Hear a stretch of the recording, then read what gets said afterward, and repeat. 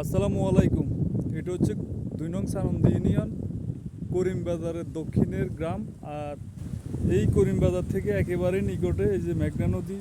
আমি এখন নদীর পাড়ে চলে আসছি। এই যে এখন এটা হচ্ছে করিমবাজারের পাশে একেবারেই নিকটে চলে আসছে এই নদী। আসলে এই নদীর কারণে আমরা অস্তিত্ব হারা। এই মেঘনা নদীর তীব্র ভাঙনে আজকে এই সাউন্ড ইউনিয়নের মানুষ সর্বহারা হয়ে এক একজন এক এক জায়গায় মানবতার জীবন যাপন করতেছে। তো আসলে এই মেঘনা নদী আমাদের লাইফটাকেই উলট পালট করে দিয়েছে। আমরা যখন হাতিয়াতে ছিলাম 2002 কিংবা 3 সাল হবে, আমার এক্স্যাক্টলি খেয়াল নাই, 2002 কিংবা 3 সাল হবে। তখন আমাদের বাড়ি ছিল হাতিয়ার সুকসর ইউনিয়ন চরামানুল্লাহ গ্রাম গোল্ডেন বাজারের লগে।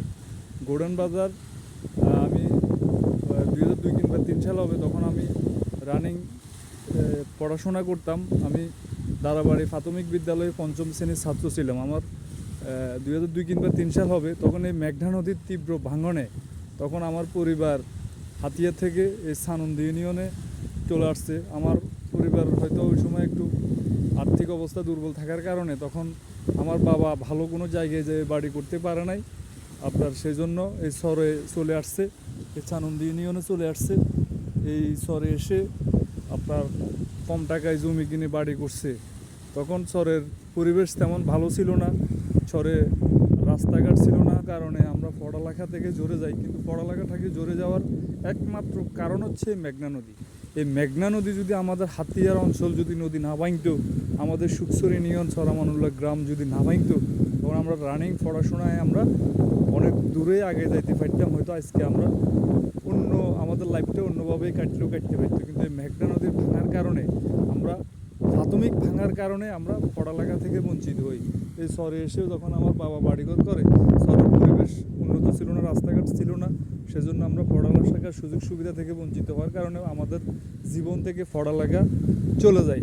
তো যাও, আল্লাহ তাআলা যা করেন ভালোর জন্যই করেন। আল্লাহর উপরে ভরসা রেখে আমরা যখন এই শহরে বাড়িঘর করছি, বাড়িঘর করে যখন এক সময় কষ্ট ক্লাস করে যখন একটা পর্যায়ে আসছি, একটা পরিবেশ হয়েছে, ঈশ্বরের রাস্তাঘাট হয়েছে, স্কুল কলেজ হয়েছে, ঈশ্বরের যাতায়াত ব্যবস্থার উন্নয়ন হয়েছে, তখন অতীতে কষ্ট করলো, এখন একটু সুখের সময় আসছে। বিভিন্নভাবে আমরা এখন বিভিন্ন ব্যবসা বাণিজ্য করতেছি এই চরাঞ্চলে। ব্যবসা বাণিজ্যের উসুল্লায় আমরা যখন একটু সুখের সময় আসছে, আমরা এখন একটু সুখ করব। আমরা হয়তো এই মেঘনা নদীর ভাঙার কারণে পড়ালেখা থেকে বঞ্চিত হয়েছি হাতিয়া থেকে। আমাদের আগামী প্রজন্ম যারা আছে তারা আমাদের এখান থেকে অনেক দূর আগায় যাবে, আমরা এরকম প্রত্যাশা করছিলাম। কিন্তু ভাগ্যর নির্মম পরিহাসে আজকে মেঘনা নদীর তীব্র ভাঙনে আজকে আবার আমরা এই শহরের মানুষ অস্তিত্ব হারিয়ে বিভিন্ন জায়গায় মানবতার জীবন যাপন করতেছি। সারা জীবন আমরা কষ্ট করছি, এখন একটু সুখের সময় আসছে, আমরা ব্যবসা বাণিজ্য করতেছি। ব্যবসা বাণিজ্যের রসুল্লায় আমরা আমাদের পরিবারকে একটু ভালো রাখবো, আমাদের নতুন প্রজন্মর ভবিষ্যৎ নিয়ে চিন্তা করবো, তাদেরকে পড়াশোনা করাবো, মানুষের মতো মানুষ করবো। কিন্তু এই মেঘনা নদীর ভাঙনে আমাদের জীবন থেকে, প্রাথমিক ভাঙনে আমাদের জীবন থেকে পড়ালেখা চলে গেছে। দ্বিতীয় ভাঙনে এখন আমরা যখন চরে আসছি, বাড়িঘর করছি, বাড়িঘর করে যখন সারা জীবন কষ্ট করছি, এখন একটু যখন সুখের সময় আসছে, এখন আবার এই মেঘনা নদীর ভাঙনে যখন এই সানন্দী ইউনিয়ন ভেঙে চুরমার হয়ে যাচ্ছে, তখন এখন আমাদের ব্যবসা বাণিজ্য ক্ষতি হয়ে গেছে, আমরা ব্যবসা বাণিজ্য থেকে বঞ্চিত হয়েছি। আর সর্বোচ্চ 1 বছরও আমরা আমাদের বাড়িতে থাকতে পারবো না। একেবারে করিমবাজারের নিকটে চলে আসছে, 1 বছরও আমাদের বাড়িতে থাকতে পারবো না।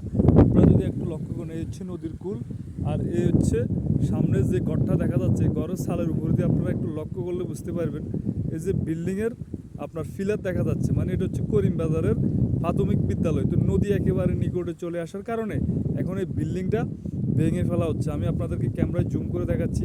এই যে সামনের যে ঘরটা দেখতে পাচ্ছেন নীল টোনের ঘর, এই ঘরের গাছের ফাঁক দিয়ে যে পিলারগুলো দেখা যাচ্ছে, এটা হচ্ছে করিমবাজারের প্রাথমিক বিদ্যালয়ের পিলার, এবং এটা ভেঙে ফেলা হচ্ছে। উপরে চাঁদ অলরেডি ভেঙে ফেলা হচ্ছে। এখন এটা চাঁদের নিচে তালার বিল্ডিংয়ের পিলার, এগুলো এখন ভেঙে ফেলা হচ্ছে। এটা নদী একেবারে নিকটে চলে আসার কারণে।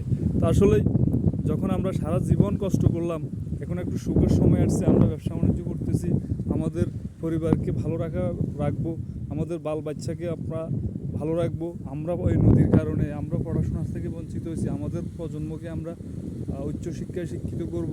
কিন্তু এই মেঘনা নদীর তীব্র ভাঙনে এখন আমরা যে এই চরাঞ্চলে ব্যবসা বাণিজ্য করি, আমাদের ব্যবসা বাণিজ্য আপনার বিলীন হয়ে গেছে। এখন আমাদের বাড়িও করিমবাজার উত্তর পাশে আমাদের বাড়ি, আমরা সর্বোচ্চ আমাদের বাড়িতে 1 বছর থাকতে পারবো না, কোনোরকম এই বর্ষা মৌসুম থাকতে পারবো। আগামী দিন হুদিন থাকতে পারবো কিনা শিওর আমি বলতে পারি না।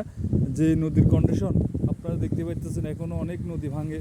এই যে এখনও নদী, এই যে জোয়ার আসলে চোদ্দে উপর থেকে ভাঙে এবং বাটার সময় নিচ থেকে ভাঙে।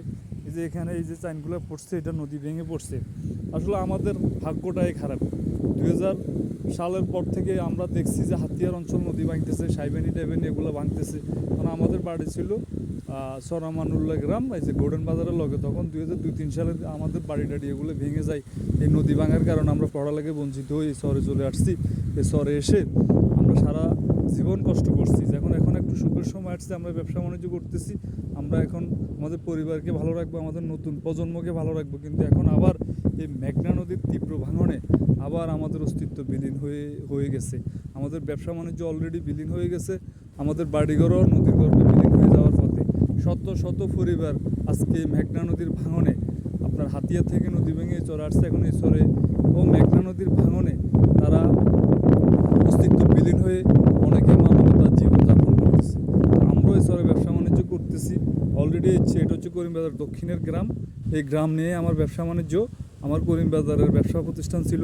কিন্তু এই নদী ভাঙার কারণে আমার এরিয়ার সকল মানুষ নদী ভেঙে চলে গেছে। এখন আমার ব্যবসা বাণিজ্য নাই, বিলীন হয়ে গেছে। এটা হচ্ছে ভাগ্যের নির্মম ফরিয়াস। এখন শুধু বাড়ি মাত্রই আছে, কিন্তু বাড়িও সর্বোচ্চ বর্ষা মৌসুম থাকতে পারবো, আগামী দিন হুদিনও থাকতে পারবো না।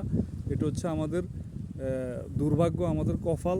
তারপর মহান আল্লাহ তাআলা যেটা করে সেটা বান্দার ভালোর জন্য করে।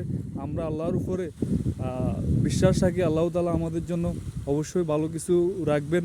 তো আপনারা যে যেখানে আছেন আমাদের জন্য দোয়া করবেন। এই মেঘনা নদীর ভাঙন থেকে যেন মহান আল্লাহর অশেষ কুদরতের বরকতে যেন আমাদেরকে রক্ষা করে, এই প্রত্যাশা রাখি। আপনারা সকলে আমাদের জন্য দোয়া করবেন। এই মেঘনা নদীর ভাঙনে আমাদের জীবনটাই বরবাদ হয়ে গেছে। আমাদের প্রথম ভাঙনে আমাদের বাড়িঘর গেছে, আমাদের লাইফ থেকে পড়াশোনা গেছে। দ্বিতীয় ভাঙনে এখন আমরা ব্যবসা বাণিজ্য করে একটু সুন্দরভাবে চলতেছি পরিবার নিয়ে, আমাদের নতুন প্রজন্মকে আমরা ভালো রাখবো। কিন্তু এখন দ্বিতীয় ভাঙনে সারা জীবন শহরে এসে কষ্ট করছি, এখন দ্বিতীয় ভাঙনে আমাদের বাড়িঘর ব্যবসা প্রতিষ্ঠান বিলীন হয়ে গেছে অলরেডি। এখন বাড়িঘর নদীর গর্ভে বিলীন হয়ে যাওয়ার পথে। জানি না মহান আল্লাহ তাআলা আমাদের কপালে কী রাখছে। আপনারা সকলে আমাদের জন্য দোয়া করবেন যেন মেঘনা নদীর ভাঙন থেকে মহান আল্লাহ তাআলা এই শহরবাসীকে রক্ষা করে। সকলে আমাদের জন্য দোয়া করবেন। আসসালামু আলাইকুম ওয়া রাহমাতুল্লাহ।